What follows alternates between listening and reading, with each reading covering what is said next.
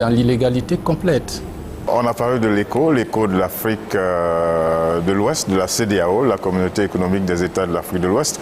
Mais tout à l'heure, vous avez dit quelque chose, vous avez dit qu'une monnaie commune met en difficulté les pays les plus faibles. Est-ce que cette règle-là ne va pas se vérifier si on met l'ECO en place, étant donné qu'il y a une disparité des économies au niveau de l'Afrique de l'Ouest? Le Nigeria, c'est pas la Gambie, le Nigeria, c'est pas le Gabon. Et donc, si on les met ensemble et qu'on fixe une parité entre la monnaie gambienne et l'ECO, la monnaie nigériane, le Naira et l'ECO, dans le nouveau ECO, si on fait pareil, on va copier exactement ce que les Européens ont fait. Et on va avoir les mêmes difficultés que les Européens sans la possibilité de pouvoir nous en sortir. D'ailleurs, eux ont du mal à s'en sortir entre les programmes d'ajustement structurel imposés. C'est la raison pour laquelle la Grande-Bretagne n'y est pas entrée. Au départ, n'y est pas entrée et maintenant même sort, et puis d'autres d'ailleurs ont envie de sortir aussi. Ouais. Nous allons rencontrer la même difficulté. Il va se présenter à nous cette possibilité. Soit on fait comme les Européens, mais en sachant très bien que les plus productifs vont attirer les investissements et les moins productifs vont rester derrière. Et ça, ce serait la catastrophe pour les plus faibles, alors que ça doit être une zone de solidarité. Si on ne fait pas ce choix, on est obligé de faire comme les Américains. Au lieu de l'option Union européenne, on fait l'option dollar. Tous les pays ont l'ECO, mais tous les pays ont le même niveau de déficit. Ça veut dire qu'il n'y a pas 20 ou 30 gouvernements. Il y a un gouvernement, un seul. C'est vrai que le Gabon, la Côte d'Ivoire, le Sénégal, la Centrafrique, chacun aura son gouvernement, son président, mais ces différents présidents ne seront que comme les gouverneurs des États américains.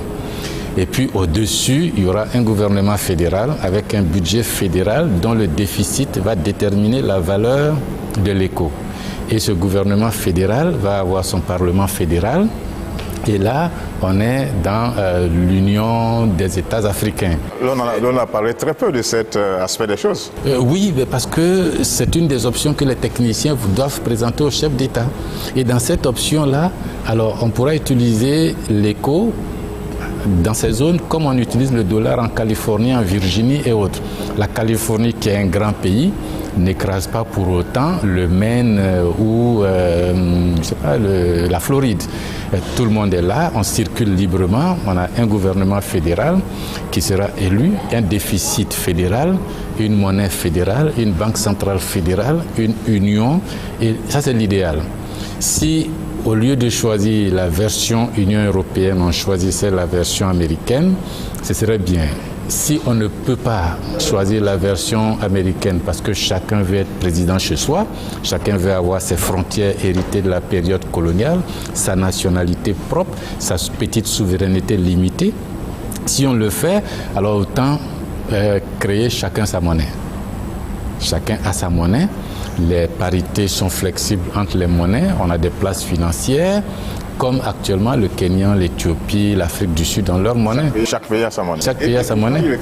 Et pourtant, il est question d'avancer vers la ZLECA, la zone de libre-échange économique continentale. Ça peut se faire avec plusieurs monnaies, mais il faudrait alors un marché financier ou des marchés financiers avec des professionnels de change de monnaie et puis des gouvernements sérieux.